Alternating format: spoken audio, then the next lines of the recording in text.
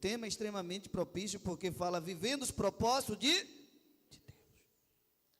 E o propósito de Deus muitas vezes não tem nada a ver com os nossos sonhos. Os propósitos de Deus muitas vezes não tem nada a ver com aquilo que eu desejo, aquilo que eu almejo, aquilo que eu quero. E às vezes esse tipo de conversa e de sermões estão sendo escassos nas nossas igrejas. Porque muitos de nós estamos em busca de um Deus que realiza desejos. Muitos de nós não têm entendido que nós entramos na graça de Deus para que a vontade dEle seja estabelecida dentro de nós. E baseado nesse tema, eu tenho tanta coisa mergulhando, desde manhã falando. Aí eu corri no pastor lá, eu digo, me dá um negócio aí que eu comecei a escrever de manhã, umas coisas que eu já vinha, o Senhor vem ministrando. Eu digo, Deus, se for para falar mesmo o dia todo, não dá para falar aquilo que o Senhor está ministrando ao nosso coração. Mas eu quero começar em 2 de Reis, capítulo 20, verso 1. E a divisa é: tudo tem o seu tempo determinado, e há tempo para todo o propósito debaixo do... Há tempo, mas não quer dizer que nós vivemos no tempo certo. A gente vai entender isso aqui na instante. Há tempo para todo o propósito, mas muitas vezes eu não espero o tempo de... Às vezes eu adianto, ou às vezes eu tento ajudar Deus a cumprir. Teve muita gente na Bíblia que tentou ajudar Deus a cumprir os propósitos. E todo mundo que tenta ajudar Deus a cumprir o propósito dele, atrapalha. Por quê? Porque Deus não precisa da sua ajuda para cumprir aquilo que Ele já determinou. Presta atenção, eu não estou dizendo para você cruzar os braços. Eu estou dizendo só que você não precisa interferir naquilo que o céu já determinou. Naquela época, Ezequias adoeceu e esteve à beira da morte. O profeta Isaías, filho de Amós, foi visitá-lo e lhe declarou: põe em ordem a tua... Texto conhecido, sim ou não? Porque não te recuperarás, mas vai encontrar quem? A morte. Ao ouvir essas palavras, o rei virou o rosto para a parede e orou a Yahvé. Ah, Yahvé, ó eterno Senhor, eu te suplico, lembra-te nesse momento de como eu tenho caminhado contigo em fidelidade, sinceridade, integridade de coração, e de como eu tenho praticado o que é justo e correto diante de ti. E grande angústia tomou conta de Ezequias e o fez chorar copiosamente. Contudo, antes que o profeta Isaías se retirasse da cidade, quando atravessava o pátio intermediário, eis que lhe sobreveio a palavra do Senhor, dizendo: volta e declara Ezequias, príncipe do meu povo, assim diz o Senhor Deus de teu pai Davi, ouvir a tua oração, as tuas súplicas e vi as tuas lágrimas, eu te curarei. Depois de 3 dias subirás à casa do Senhor e acrescentarei quantos anos? 15 anos de vida, só até aí. Deus levanta nada mais, nada menos do que o profeta Isaías. O profeta vai até a casa do rei e diz: olha, rei, põe a tua casa em ordem. Meu Deus! Deus estava chamando o seu servo. Deus estava querendo recolher, mas antes ele diz assim: põe a tua casa em ordem. Deixa tudo certinho, porque o próprio texto vai dizer que na oração de Ezequias, ele vai orar diante de Deus, dizendo: Deus, eu tenho andado diante de ti com íntegridade. Ele tem andado. Eu tenho feito justo, eu tenho feito e tenho andado em justiça em teu nome. Eu tenho andado em fidelidade, eu tenho andado em sinceridade, eu tenho andado em integridade diante de ti. Só que o coração dele amava o quê? A terra. E aí ele faz essa oração. E aí eu aprendo uma coisa interessante aqui. Existe a vontade de Deus e a vontade permissiva de Deus. Tem pessoas que estão dentro da vontade de Deus, mas tem outras que estão dentro da vontade permissiva de Deus. Tem pessoas que Deus até abre algumas portas, mas não é aquela que Deus queria para ele. Através dessa oração, primeiro ele está dentro da vontade de Deus. Qual era a vontade de Deus para Ezequias? Você vai morrer. Mas, meu irmão, sabe o que é que Deus está dizendo? Manda um profeta dizendo para você que você vai perecer ou que vai morrer. Meu irmão, que alegria tremenda é saber que você anda na presença de Deus, ao ponto de Deus levantar um profeta nada mais como Isaías, dizendo: ei filho, a tua história está completa. Aí ele ora. Aí ele passa agora da vontade de Deus para a vontade permissiva. Deus então permite 15 anos a mais na vida dele. Olha o que ele faz. Ele se alegra tanto e a cura dele foi tão extraordinária que os vizinhos começam a ouvir, até o inimigo escuta. O inimigo de Israel, o inimigo de Judá, o rei da Babilônia, manda seu servo e diz: vai lá. Nós estamos sabendo daquilo que Yahvé fez na vida dele. Olha, pega o rapaz de surpresa. Porque às vezes, e muitas vezes, quando Deus nos abençoa, entra em nós não somente um sentimento de gratidão, mas um sentimento de orgulho. E quando eles percebem que Ezequias foi curado, só que ao mesmo tempo o inimigo, não pense que o inimigo está satisfeito com a tua vitória, ele fica procurando estrategicamente um momento certo para te atacar. Ezequias está lá alegrão. Não, Deus não só me curou, olha o meu reino. Aí a Bíblia diz que ele começa a abrir os tesouros de Jerusalém, ao ponto dele mostrar todos os tesouros, todos os ouros, tudo aquilo que outros reis haviam conquistado, seus ancestrais, como Salomão, como Davi, e tantas outras riquezas, ele mostrou tudo. Outra coisa eu aprendo aqui: cuidado com quem você abre a sua vida. Cuidado com quem você abre o seu coração. Cuidado quando você fala aquilo que só deveria falar para Deus. E você muitas vezes está achando que essa pessoa quer o teu bem, mas ela não quer. Ela está procurando uma forma, uma estratégia para te derrubar. Ezequias abriu todo o seu coração. Depois o profeta Isaías foi lá. Quem é esse povo que veio aqui?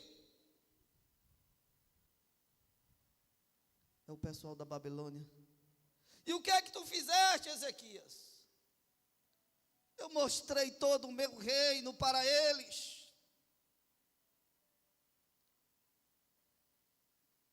Aí Isaías dá outra palavra para ele. Uma palavra agora já de morte. Uma palavra já de destruição. Foi pouco, não. Durante esses 15 anos ele tem um menino chamado Manassés, que se torna o futuro rei de Jerusalém e se torna o pior rei da história. Um homem tão cruel que manda matar os seus próprios filhos ao deus Moloque. Um homem que levanta altares no templo do Senhor e nas colunas em Jerusalém, em toda aquela redondeza. Um homem cruel, um homem impiedoso, e que nasce onde? Nesse período permissivo de Deus.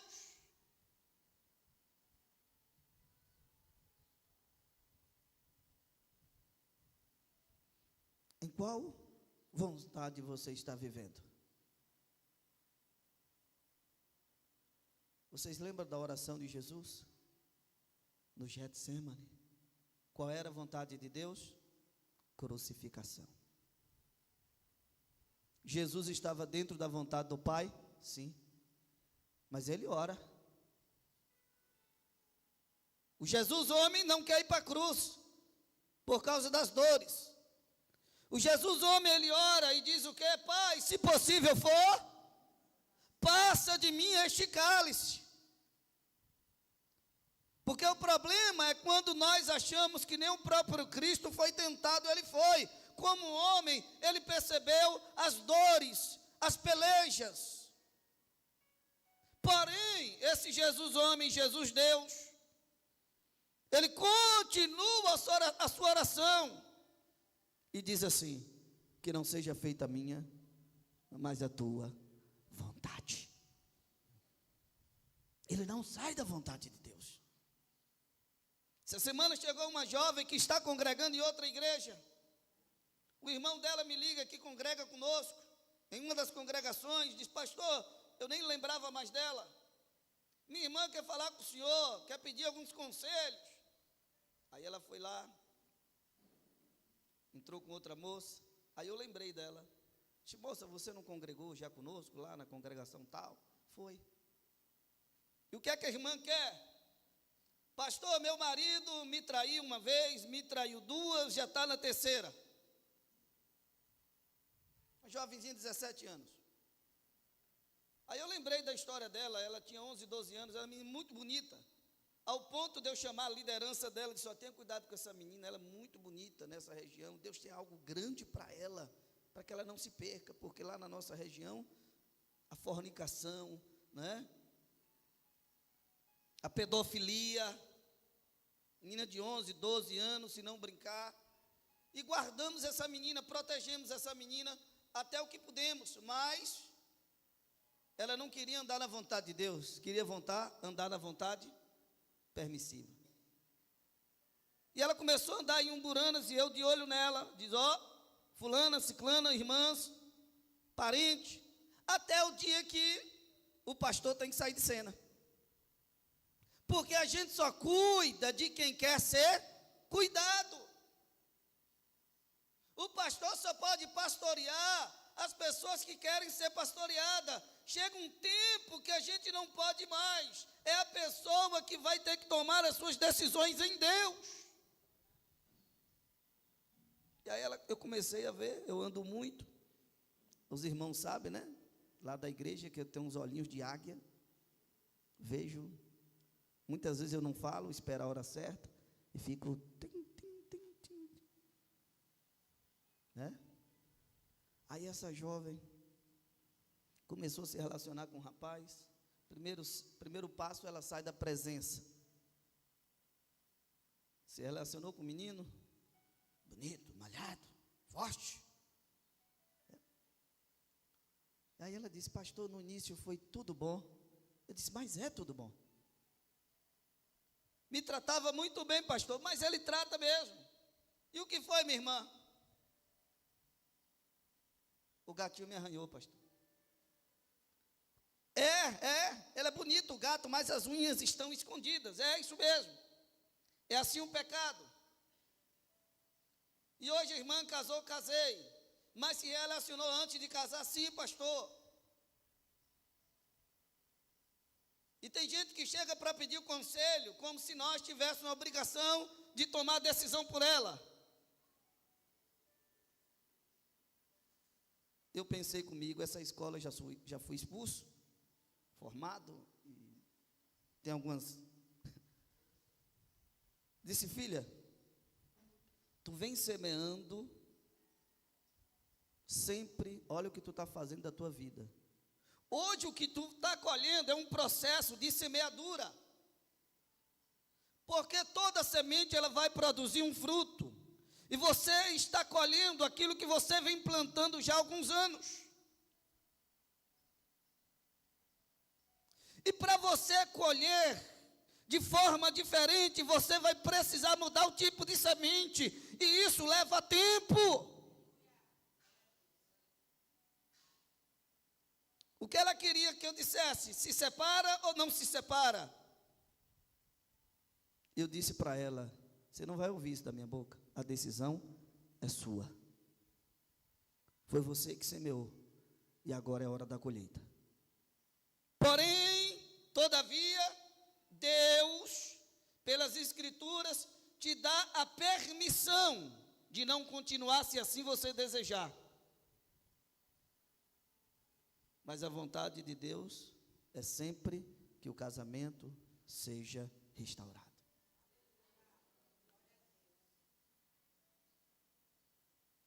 Tem pessoas que chegam assim para nós, que hoje está passando por uma série de dificuldades, porque deixa a vontade de Deus para viver a vontade permissiva do Senhor. Por isso que esse tema é extremamente importante, porque o tema diz: vivendo os propósitos de Deus. E a pergunta é: você está vivendo os propósitos de Deus?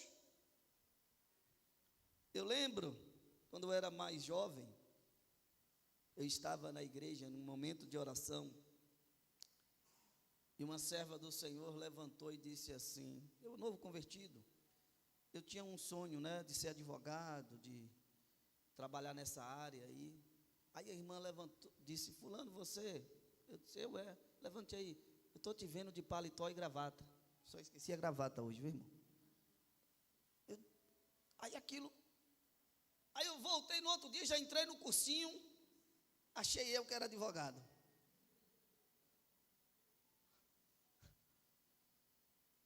Mas aí passou-se uns dias, o Espírito começou a ministrar o coração, que esse paletó e gravata não tinha nada a ver com a advocacia. E lá, depois de 10, 12, 15 anos, é que foi se cumprir.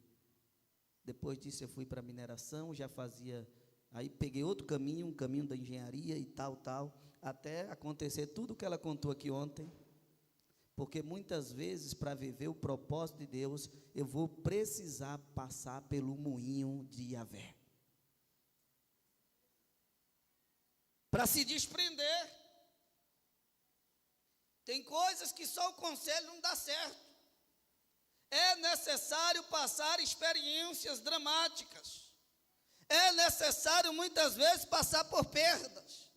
É necessário muitas vezes passar por situações que, se Deus falasse para José que ele seria governador, isso ele iria gostar muito. Mas se Jesus fala para ele: olha, José, para tu ser governador, você vai ser vendido pelos teus irmãos. Está lá no livro de Salmos, colocaram ferrolhos no seu pescoço, ferrolhos nos seus pés, você vai ser vendido como escravo, você vai apanhar.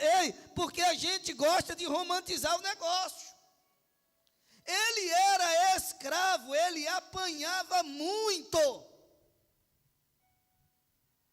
A gente pensa: não, é porque era de Deus, era José, ele não sofria não. O quê? Quando os meninos nascem, ele já vai falando do sofrimento. Cada nome do menino era profético. O Senhor me libertou do tempo da aflição. Só que esse processo dele, todo esse processo, separado dos seus pais, tem gente que só vai crescer quando sair das asas do papai e da mamãe. Josézinho acordava de manhã, estava lá o quitutezinho já esperando, cafezão na mesa, aquela coisa maravilhosa. Meu pai chamava, dizia: vem cá, meninão, vai lá ver teus irmãos. Ele ia lá já: papai, o negócio está feio, os meninos não estão trabalhando direito. O cara todo menino da dores, nasceu, sua mãe morre, paparicado pelo pai, o caçulão. Aí Jesus lá de cima diz: para trabalhar com esse menino eu vou ter que tirar daqui, não tem jeito.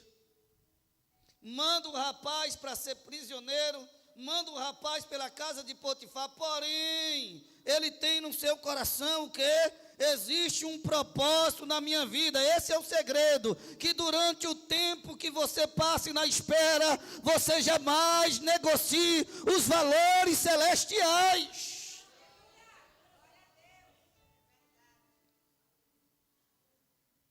Algumas pessoas dizem assim: Deus não escolheu Saul, quem escolheu o povo foi mentira.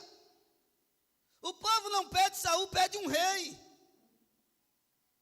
Saul, que durante o tempo do serviço a Deus, escolhe amar mais a glória do homem do que a glória de Deus.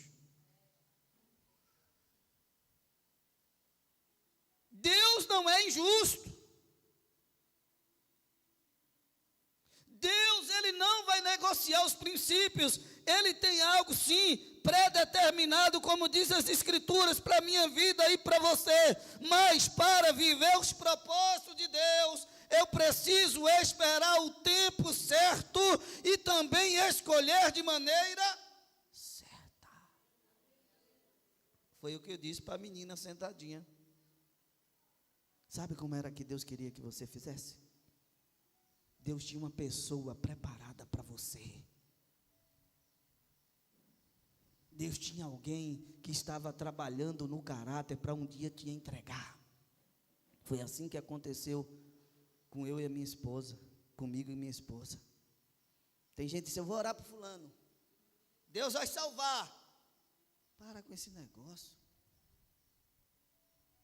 Outros estão de olho numa pessoa que não é cristã.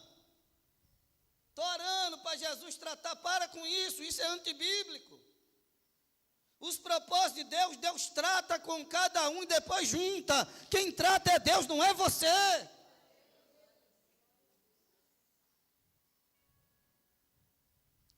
Depois vem chorar: pastor, Deus, a pessoa disse assim, Deus disse: para, não toque o nome de Deus aqui. Não toque. Quem escolheu foi você. Deus te disse como escolher, mas você escolheu errado.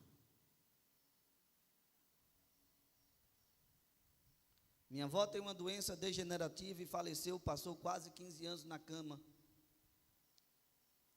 A sua filha, ela abriu mão do casamento para cuidar da sua mãe. O marido não aguentou e não suportou, porque ela deixou praticamente mesmo e convivia com a minha vovó, cuidando dela. É uma doença que machuca muito. Nisso nasce um menino. O menino, desde pequenininho, é rejeitado pelo pai. O pai vai embora porque não aguenta o quê? Não é um homem de Deus. Ele não consegue assimilar a sua esposa se dedicando ao cuidado da sua mamãe. Se fosse homem de Deus, estaria ao seu lado, mas não era.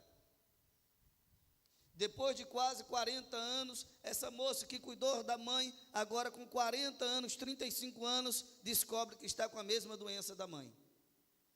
Esse menino, meu primo, chamado Lucas, ele cresce vendo aquilo. Só que, para viver os propósitos de Deus, eu preciso passar pela escola do sofrimento. Ele passa a cuidar da sua mãe, como nenhuma mulher eu vi na minha vida cuidar.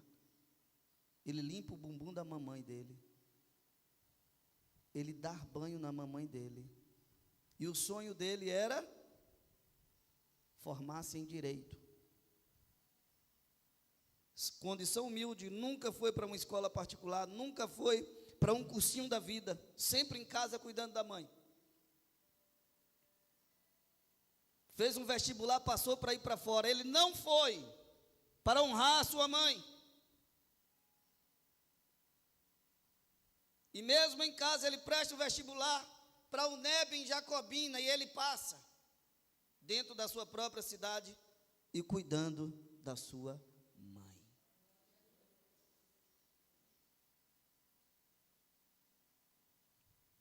Ele está terminando a faculdade o mês que vem. Antes de terminar a faculdade, ele já passou na prova da OAB, cuidando da sua mãe. Onde eu quero chegar? O que eu estou dizendo para você, que para viver os propósitos de Deus, primeiro se vive os princípios do Todo-Poderoso. Quando eu olho para ele, eu digo: meu Deus, esse rapaz vai ser, entre aspas, um homem bom em tudo o que ele fizer. Se ele quiser ser advogado, vai ser advogado do bem. Se ele quiser ser um promotor, vai ser um promotor do bem. Se ele quiser ser um juiz, vai ser um juiz do bem. Alguém humano, não é alguém que está ali pelo dinheiro. É alguém que Deus, eu entendo hoje, que Deus está tratando a ele para cuidar de outros que necessitarão da sua ajuda. Só que sem esse sofrimento, sem essa formação de caráter, ele não teria esse senso de justiça, esse senso de humildade que ele tem hoje. E às vezes nós queremos fugir do tempo de Deus. Lembra de José? José sofreu bastante. O camarada é escravo sendo livre. Depois passa na casa de Potifar pela sua fidelidade a Deus. Imagine aí aquela mulherzona. Mulher do capitão, mulherão. E ele cai fora. É preso como? Alguém que tentou estuprar a mulher do capitão. Irmãos, não sei nem o que aconteceu com José na prisão. Mas ele dá a volta por cima na prisão. E esse período que ele está lá, entra um rapaz chamado copeiro-chefe e o padeiro-chefe. Deus dá a ele o dom de interpretação, o camarada sonha. Rapaz, e o cara sofrendo na prisão. Já pensou se fosse nós? Deus, cadê o Senhor? Não, tudo que ele se dedicava a fazer, ele fazia o seu melhor. O camarada é tão sensível que uma hora ele vai passando na cela, olha bem, olha para o semblante do copeiro e do padeiro. Poxa, vocês estão tristes hoje? Espera aí, o camarada preso, o camarada injustiçado, ele ainda tem a espiritualidade ao ponto de olhar para alguém e dizer, o teu rosto não está legal. Que homem é esse? Aí o copeiro disse, é verdade, eu tive um sonho meio atribulado. Aqueles crentes atribulados. Atribulou tudo. O padeiro eu também. Aí o copeiro conta um sonho. José disse, eu não tenho poder não, mas o Deus a quem sirvo tem. Ele é o Deus de todos os mistérios. Conta para mim. Aí ele contou. Só em 3 dias você vai voltar assim, assim, assim para Faraó, e tu vai servir a taça na boquinha de Faraó, com teu cargo de confiança. O padeiro gritou, disse, eu também, vou contar logo o meu. Quando contou, ele disse, 3 dias também, agora vai ser diferente, vão arrancar a tua cabeça, vão empalar você, assim, assim, assim. Imagine aí o copeiro vai saindo, o que é que José faz? Bate no ombro dele, e a Bíblia diz, que ele diz assim, lembra-te de mim, quando estiver diante de Faraó, diga para ele que eu estou aqui injustamente, ou seja, fala para ele, é o único detalhe nas escrituras que fala de José, que poderia dizer, é um momento de fraqueza de José. É o único momento na Bíblia. Mas graças a Deus que esse copeiro esqueceu. Porque se José sai fora do tempo de Deus, ele poderia não ser o governador do Egito. Aí entra, eu preciso esperar o tempo de Deus. Graças a Deus, se aqueles que te esqueceram e você está aí injuriado, injuriada, o copeiro me esqueceu. Não, fulano não, é Deus trabalhando na tua vida. Eu orava muito pelo meu irmão. Meu irmão era terrível. O telefone tocava de madrugada e eu dizia, mataram, morreu. Passava 3, 4 dias sumido, ninguém sabia onde estava, no álcool, envolvido com mulher. Acredito que até com as drogas. Até hoje ele não me conta que ele tem um respeito muito grande. Eu orava, buscava a Deus, onde de vez em quando estava num bairro, chegava lá no mistério, sabe aquele negócio, pronto, aí arrancava ele ia para casa. Onde ele me via tinha um respeito. Mesmo bebo virava ação quando me via. Era engraçado. Acertava o caminho de casa. Mas a gente pregava e nada. Esse menino de um coração duro. Aí ele foi esquecido por todo mundo. Chegou um micareta lá, a gente era muito conhecido na cidade, só que nesses dias veio o quê? Muitos policiais de fora, de Salvador, né? Aí ele lá bebendo, deu uma de brabo, acho que tentou brigar lá, os caras desceu, moeu no cacete. Moeu. Graças a Jesus, irmão. Graças a Deus. Que ninguém estava ali para socorrer ele. Graças a Deus que não tinha ninguém conhecido. Graças a Deus. Depois dessa peia, nunca mais quis ver um micareta. Se converteu. Está na presença de Deus, servindo a Jesus até hoje. O que é que eu quero dizer? Deus tem os seus meios para que a sua vontade seja estabelecida. Deus tem seus meios. Não adianta querer proteger demais, não adianta, não toca, não faz. Deus, quando tem um projeto, Ele faz do jeito dEle, como Ele quer. Evangelho de Lucas, capítulo 1.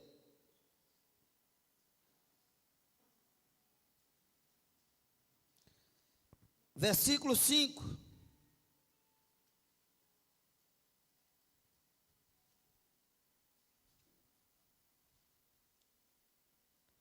Lucas capítulo 1, versículo 5, para nós encerrarmos.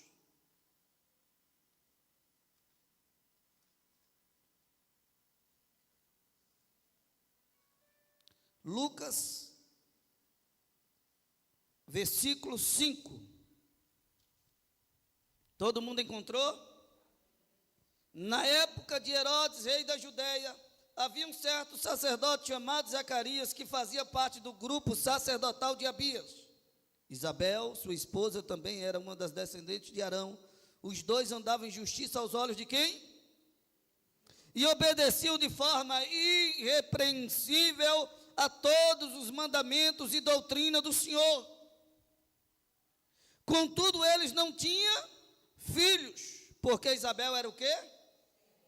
E ambos eram avançados em certa ocasião, quando seu grupo estava de serviço, Zacarias ministrava como sacerdote diante de Deus. Ele foi escolhido por sorteio, de acordo com a tradição do sacerdócio, para ter acesso ao altar do Santo dos Santos e ali oferecer a queima do incenso. E chegando o momento da oferta do incenso, uma multidão de pessoas estava orando do lado de fora. Foi então que um anjo do Senhor apareceu a Zacarias, à direita do altar do incenso. Assim que Zacarias o viu, ficou perplexo e um grande temor o dominou completamente. Versículo 13 é a chave. Entretanto, o anjo lhe assegurou: não tenhas medo, Zacarias, eis que a tua súplica foi... Isabel, tua esposa, te darás à luz a um filho e tu lhe porás o nome de... Meu irmão, isso aqui tem muita coisa para falar conosco. Isabel é estéril. Eles já estão avançados em... Você acha que ela começou a orar velhinha? Não. Ela já vem orando há muito tempo. Sabe o que é que a gente vê com muitos irmãos? Que quando Deus, na cabeça deles, demora de responder, eles perdem a confiança. Tem muitos irmãos, quando na cabeça deles, ele acha que Deus demora de responder, eles perdem a devoção. Eles não servem como deveria servir. Ele não congrega como deveria congregar. Ele não se entrega como deveria se entregar, como se Deus fosse obrigado a dar os caprichos dele. Mas aqui é alguém totalmente diferente. É alguém que está na casa do Senhor, não por causa das bênçãos, não por causa do filho, não por causa do emprego, não por causa da cura de ninguém. Ele está na casa do Senhor porque conhece o Deus Todo-Poderoso. Aí sim. Por isso eles são irrepreensíveis. Você vê que aqui é uma escala. E você vê eles ali na escala ali, do templo, do sacerdócio direitinho, e o texto ainda deixa claro, eles são justos diante de Deus. Não era o filho que Deus não havia dado para eles, que mudaria sua devoção para com Deus. Eles entendem que pertence, que nasceu, e que precisam viver, e que vai morrer na presença de Deus. É isso que nós precisamos entender como igreja. O tempo na vida de muita gente leva ao enfraquecimento. O tempo na vida de muita gente leva a pessoa a tomar decisões precipitadas. Deus está demorando, deixa eu resolver. Se você resolver e não esperar o tempo de Deus, você vai entrar em enrascada. Digo mais, que pode te levar à morte espiritual e à física. Não, esses dois não. Andavam unidos, justos diante de Deus, obedecia de forma irrepreensível. O que é irrepreensível é aquele que não necessita de repreensão, é alguém que estava ali no horário, chegava no horário, saía no horário, cumpria os mandamentos, a doutrina, os costumes aonde ele estava inserido. Era alguém extremamente envolvido com Deus e com as coisas de Deus. Só que eles continuam orando e esperando o tempo de Deus. E num culto como esse, imprevisível, que nós achamos normal e que não tem nada de normal, porque todo culto é sobrenatural. Mas nele, ele disse: eu estou indo lá, como de costumeiramente eu faço. Hoje caiu, a escala é minha, ele vai tranquilo, em paz, se vindo com devoção, com temor, diante de Deus. Quando ele vai queimar o incenso, oh, coisa linda, aquele anjão aparecendo lá. Ei! Ele toma um susto, com medo. Que isso? Olha o medo. A Bíblia diz que ele tem um temor tão grande. Ele disse: calma. O primeiro anjo acalma o coração dele, diz: não tenha medo. Quem é que não fica? Um anjão desse do nosso lado, a gente perto do Santo dos Santos. Mas diz: não tenha medo, porque a tua oração foi ouvida. Aquilo que você vem orando há anos foi ouvido pelo Deus dos céus, e eu estou trazendo a resposta para você. Tem gente que conversa demais que fica mudo, né? Aí o anjo diz: e quando ele sai, o povo, e aí?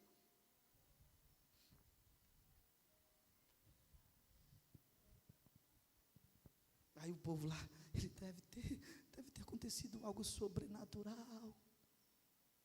Agora tu imagine na rua, os dois velhinhos passando, Isabelzinha com um buchinho, outro buchinho.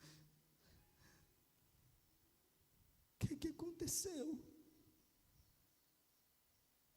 E aí, quando o menino nasce, que a promessa chega, Deus abre a boca dele, e ele diz: o nome dele é João. Ele veio para preparar o caminho do Senhor. Sabe o que é isso? É viver os propósitos